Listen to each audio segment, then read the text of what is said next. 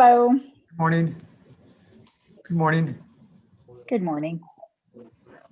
Hi, Miss West, can you hear me? I do hear. Okay, I can hear you too. Okay. Okay, we're here on a motion for summary judgment. Oh, hold on, I've got to close out another. Miss West, can you hear me? Okay.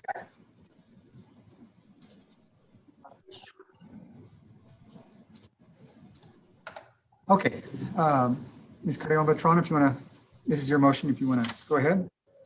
In Your Honor, I just want to clarify with Ms. West, I believe we have an agreement regarding a judgment in this case.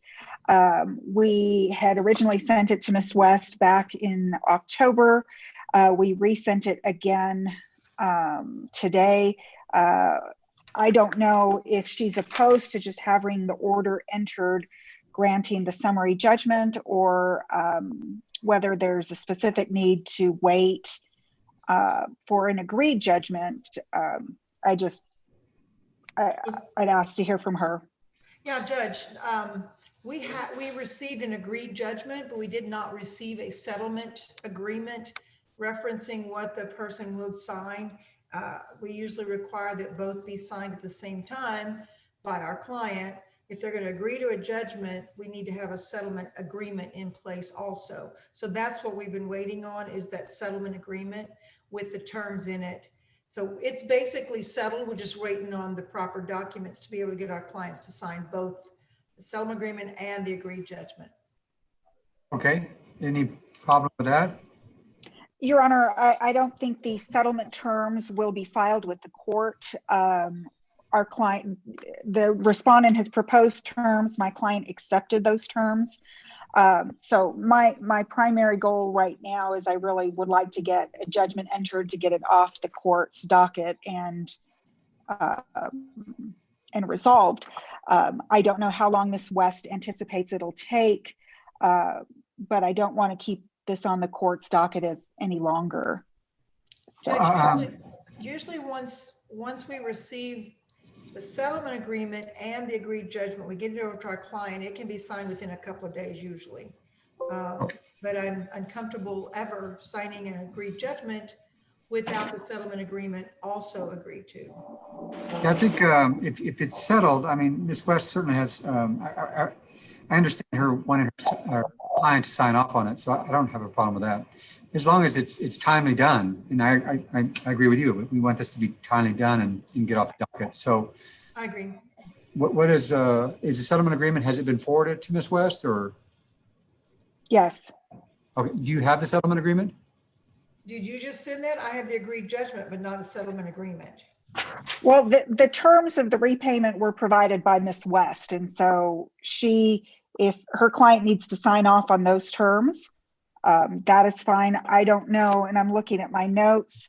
Our primary objective is to get the judgment entered.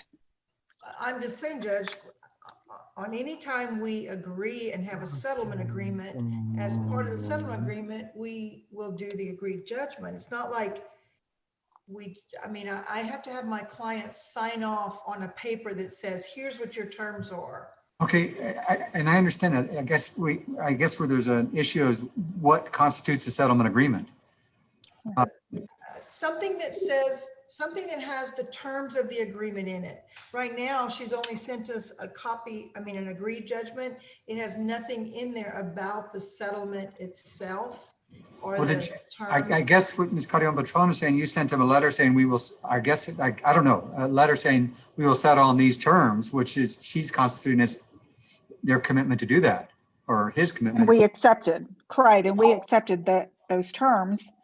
And so it's just very customary in this business to have a settlement agreement in place and the agreed judgment done as a term of that settlement agreement.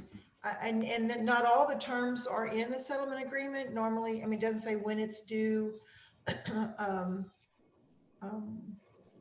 And there's some questions on some of the things. So I don't have anything other than I don't have anything written that I could get my clients to sign off on. And that's kind of important on our end, that they get a settlement agreement with all the terms, when it's paid, where it's paid, how it's paid. And then we sign the agreed judgment as part of that. And then usually, once we get a settlement agreement, it's probably less than a week before the agreed judgment is returned to be filed with the court. And Your Honor, we received a proposal. We responded that our client accepts the repayment plan. And that was, I guess, earlier this morning, first thing this morning, and that was it. If Ms. West wants to provide a settlement agreement, that's fine. We just would like the order entered. okay, so as I understand it, Ms. West, you made a proposal settlement, and I guess your proposal settlement, I mean, you don't have questions about your own proposal, do you? It doesn't have all the terms in it.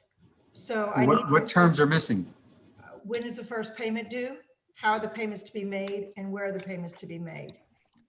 That's very commonplace in this business, to have a settlement agreement with all the terms so that somebody knows where to send a check and how to notate on it, where to send it to, when is the first written. thing.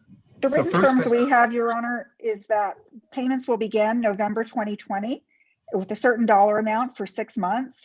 And then in May 2021, another dollar amount for 39 months, plus costs of, plus post-judgment interest until paid.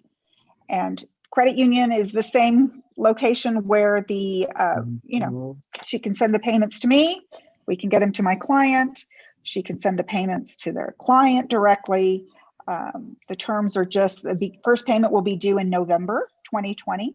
Which is And very obscure and vague. We need a specific date to tell our client. We need a specific amount for the interest, which we don't have. Normally just send a letter that says, here's what we agreed to, and my clients can sign off on that and the agreed judgment at the same time. That's kind of what we do. Okay, let me try to understand this. Did the letter that Ms. Calderon-Beltran that you received, did it have an amount? yes, it did. Okay, so we know the amount of the payment. Correct. We know the month that it's going to take place. We just don't, so it just sounds like we just don't know the date in the month? Date and inch, they're yeah, I guess the main thing I need to know is a date. I can get my client to sign something that shows that they're going to pay it by the end of November or something, and then every month. When you made the proposal, what did you have in mind?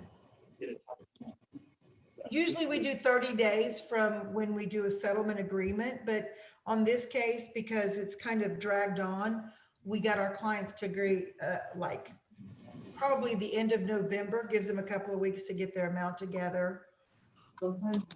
So that would be fine. November the 30th or the 30th of every month thereafter would be fine. Is that okay? Ms. Calderon-Beltran, is that the 30th? That's fine, Your Honor. And then Judge, I just figure out what I can get the client to sign. I mean, I can send an email and have them respond to that and forward that if they would, that would be sufficient for them. The 30th? Kind of unusual to do it that way, but. Well, I agree with Ms. Calderon-Beltran. I mean, if the only thing missing is the month, but you all made the proposal, you obviously knew it was going to take place in November. And the 30th is the last day of November. So what is so vague about that? I don't see that. That's fine. I just have to have something for my client to sign off on, and then he signs the agreed judgment, and so do I. But didn't he approve your proposed settlement? Didn't he agree to your proposed settlement? Verbally, yes. And I need signatures from both of the defendants, which I still have to get. So, I mean, I can get the agreed judgment signed and some sort of an email agreement possibly from them as to the terms. And send This that settlement, the proposal was sent today? No, the response. Your response, yeah. I'm sorry? We received the settlement proposal on Friday. Okay. the November 6th. My client responded yesterday, acknowledging agreement, and we notified Ms. West this morning of that agreement. But the agreed judgment has been pending since October 21st. And that's the primary concern, Your Honor, is we'd like to get either the motion for summary judgment entered.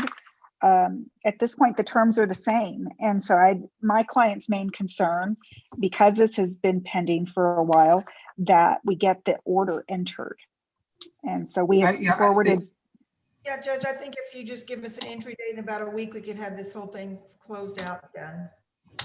Okay, I'm gonna, let me see what I've got next week. We'll have an entry of judgment hearing. Probably won't need a hearing. It'll probably just all be filed with the court, but however. Okay, so it looks like the 17th. Sorry, Judge.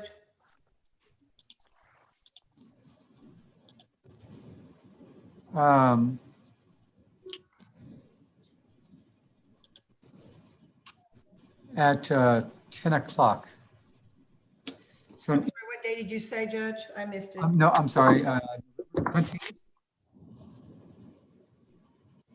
17th at 10 o'clock.